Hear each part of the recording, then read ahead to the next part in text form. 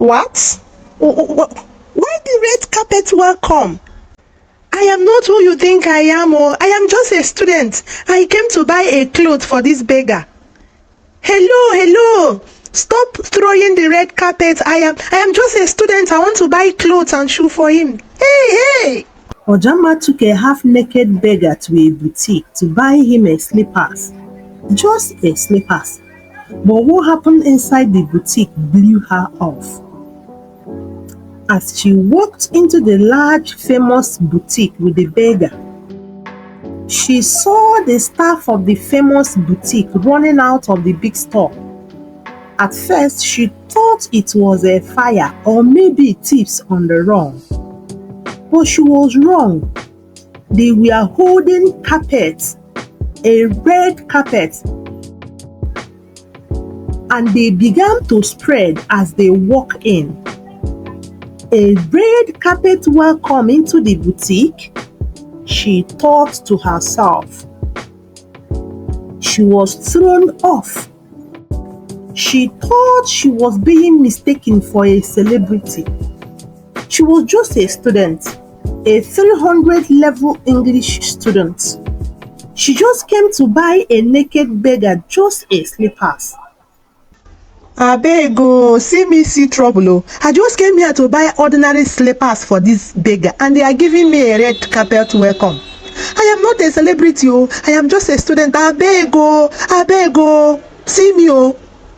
So out of confusion, she turned to point at the beggar she brought at the boutique so they could look at his size. But he had disappeared.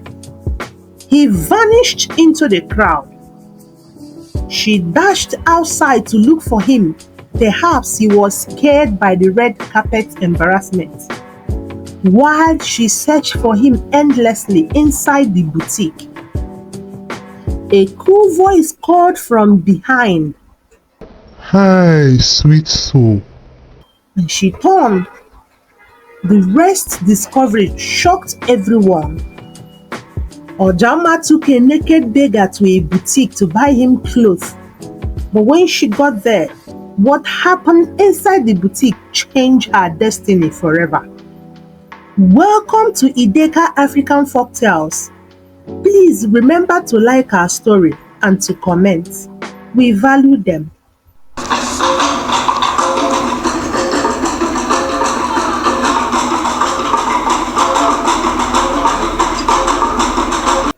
Have you ever done a favor to a stranger only later realize it was a wasted effort? I mean, you felt you wasted your time. Don't think it that way anymore. Let me tell you a story that will make you believe in the unexpected power of kindness and how sometimes love hides in the most unthinkable places. It was a sweltering Thursday afternoon in the heart of a bustling Nigeria university town. The sun baked the streets. The air was thick with dust, and students poured out of lecture halls, some laughing, some exhausted. Among them was Ojamma, a 300 level English student, carrying her worn-out textbooks and her mother's hopes for a better future.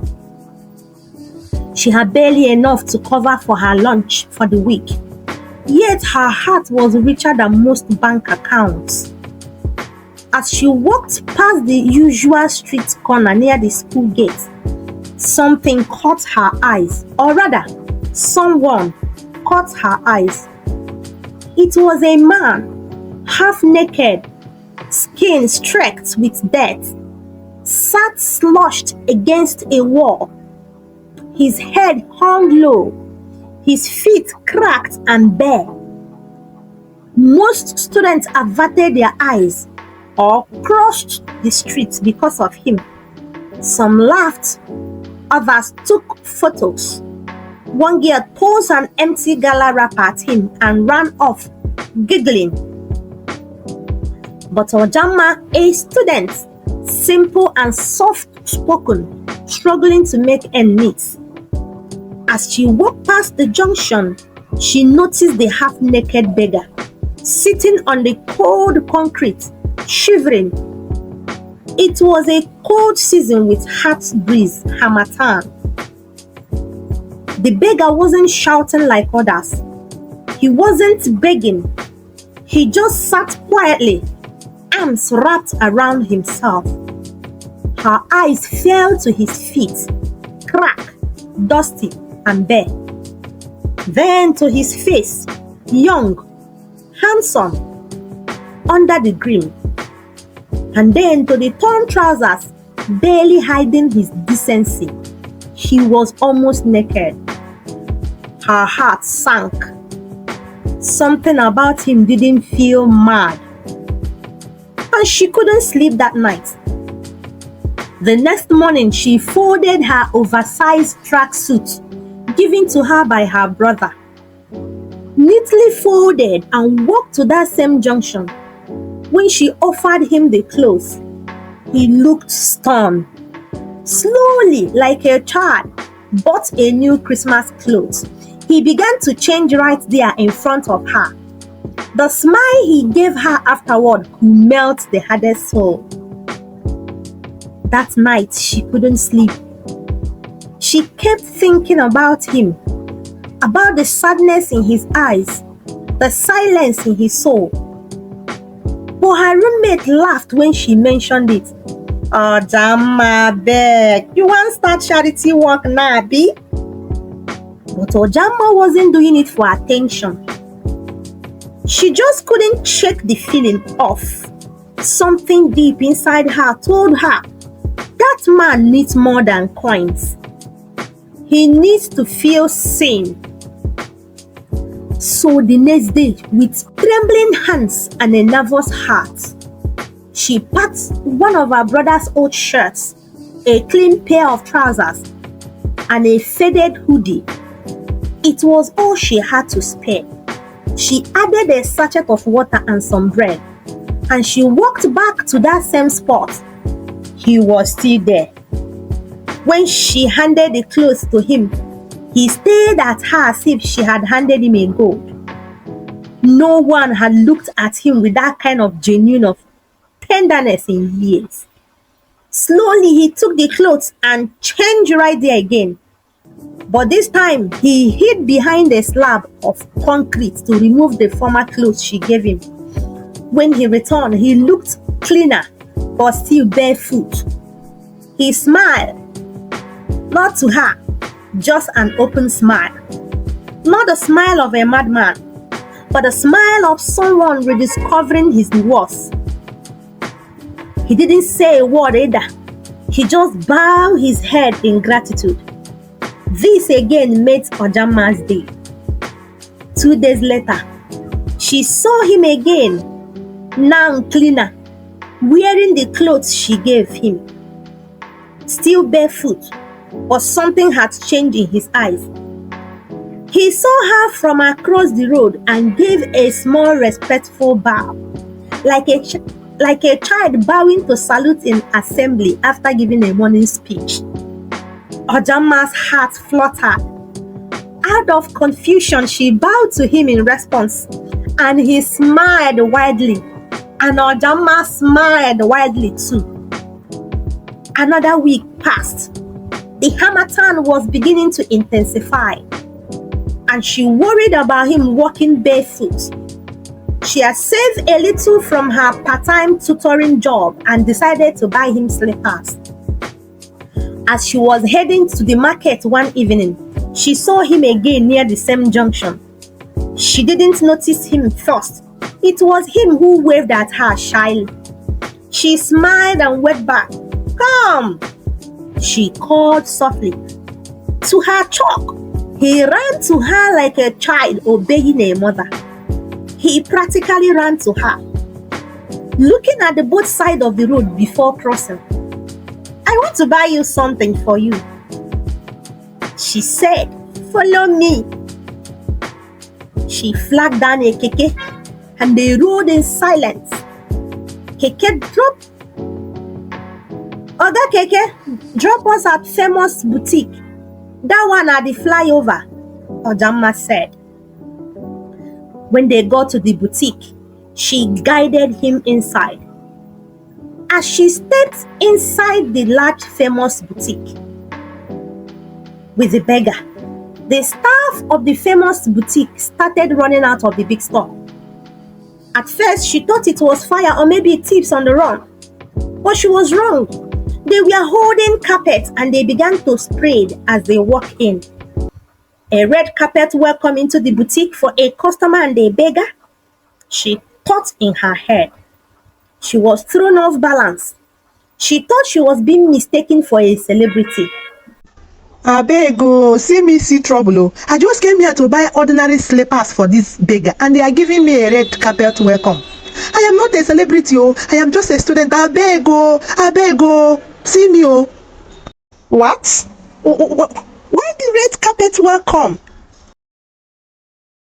I am not who you think I am oh. I am just a student. I came to buy a cloth for this beggar.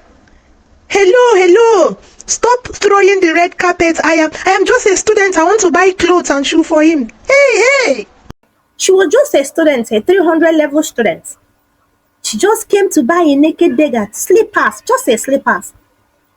So out of confusion, she turned to point at the beggar she brought at the boutique so they could look at his size. But he had disappeared. He has vanished into the crowd. Ojamma dashed outside to look for him. Perhaps he was scared by the red carpet embarrassment. While she searched for him endlessly inside the boutique, then she saw him and then overheard them.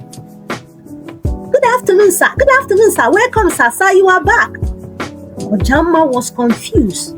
Oga. She looked at the man beside her, still in rough clothes and rags. The naked beggar in the junction. How come the staff here now are bowing and saluting him and taking order from him?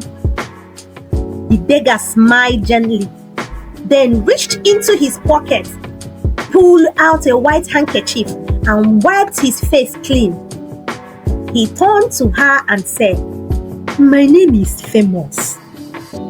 I own this place. I am the famous boutique."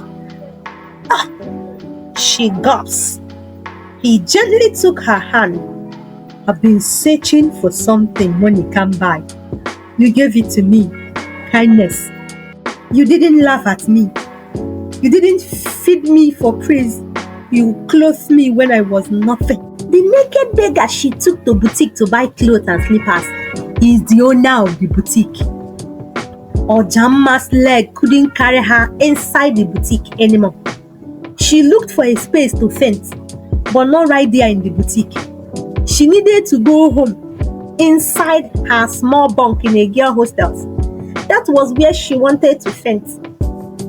So she ran off, ignoring the pleas of the beggar and his workers to come back. She was bewildered. The surprise was too much for her. Famous was not a beggar. He had money. He had looks. He had everything except what he truly craved, genuine love. He was a young, successful entrepreneur in his early 30s, handsome, tall, and the owner of a chain of high-end boutiques in the city. He could afford anything money could buy except trust and love. Each time he dated, it was always about his wallet, never his heart.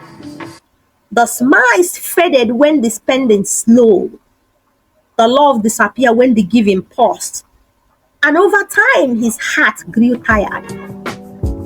One day, while driving past a popular campus road, he noticed something. A group of beggars huddled beneath an unfinished building. And beside them, laughter, not of joy, but of mockery.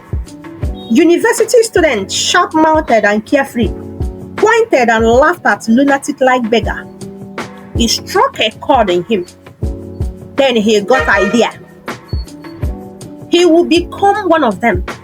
No fame, no fine suit, no scent of cologne or security, just raw, unfiltered reality.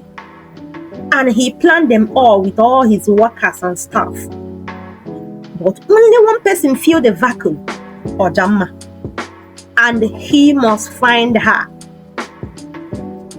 The next morning, he drove out to the campus gate in his tinted car to the same direction, same spot where he met Ojamma.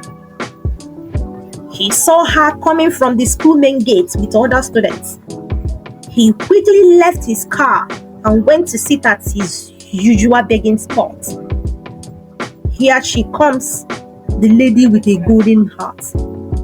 And then from behind her came a soft, calm voice. Hi, sweet soul. Won't you check on me today? I've been searching for you everywhere. Did you bring another cloth to cover my nakedness? An angel of my heart. She turned around slowly. There he stood, now dressed in a crisp golden silky designer attire. His hair was neatly brushed, his skin glowing. He looked regal, commanding, unrecognizable except for his eyes. Still humble, still warm. My name is Famous, the Naked Beggar, he said. I owe that boutique you took me to. In fact, I owe all 4 branches in the state. Ojamma's mouth fell open. He continued, you saw me when I had nothing, or so it seemed. You gave without expecting. You loved without asking. Famous smiled, stepping closer. I've been pretending to be homeless for weeks, just to find someone, anyone who could look past my wealth and see my soul. Ojamma was speechless.